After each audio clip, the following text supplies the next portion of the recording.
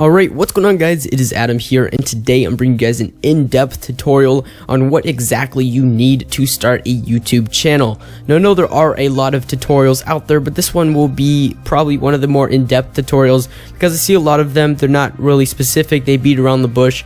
I just want to go straight into it and give you guys the exact specifics on these certain kinds of equipments and hardwares and softwares that you're going to be needing to start a gaming channel. Now the four main things that I'm going to touch on in this video are 1. A capture card, 2. A microphone, 3. A headset, and lastly some softwares like an editing software as well as a photo editing software.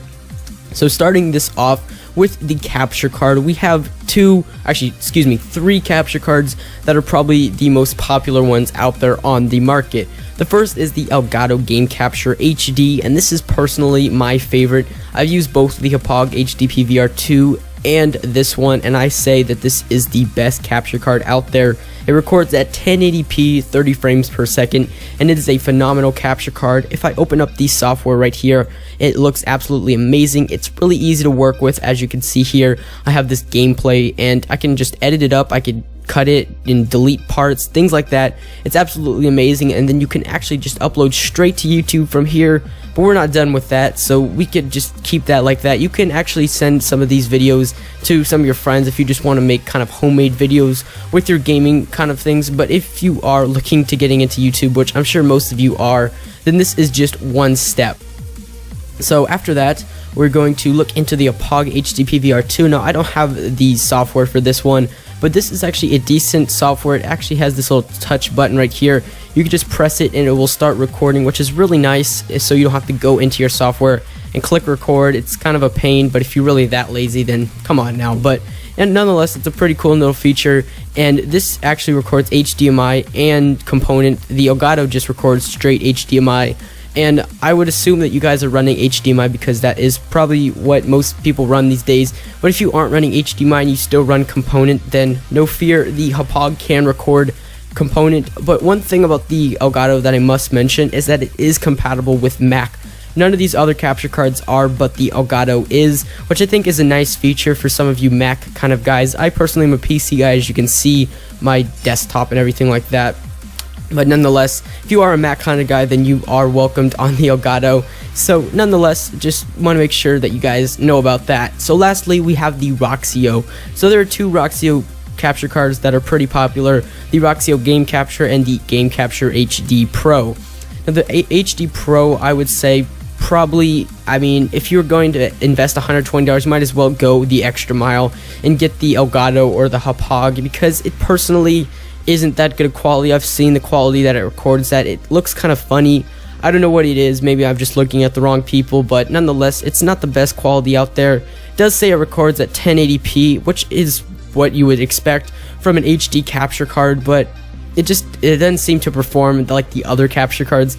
Not saying it's a good capture card or anything, but if you're gonna invest $120, you might as well go the extra mile and just get those. But right here we have the Roxio regular edition, and this is standard definition. This is 480p is what it records at.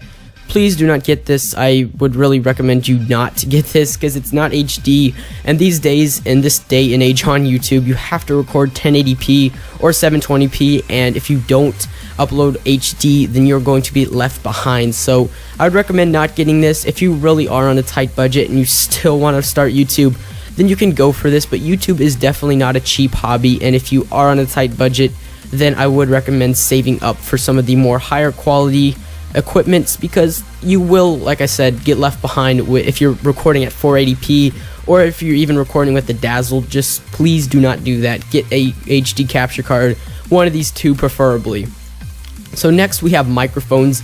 Now microphones are a key part of your videos because they're what people are listening to. They hear your voice and they want to hear a crisp, clean voice.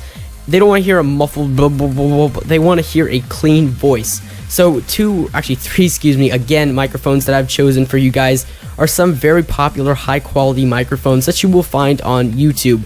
Now the first one is the Yeti, and the Yeti is actually, I believe, one of the more higher end microphones. There is the Yeti and the Yeti Pro. Both of them are great microphones.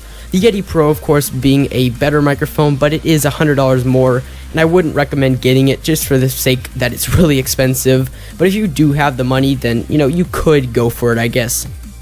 Now, one cool thing about the Yeti is that it is a really high quality microphone. It's what I'm recording with right now, and it sounds so realistic and so crisp and clear. That's what I think a lot of people love about the just professional microphones in general. The Snowball also has very good quality. Lots of YouTubers use it, and they're really good. They come in like 3 different colors: the plain white, the stainless steel, and the matte black. Actually, not the glossy black, excuse me.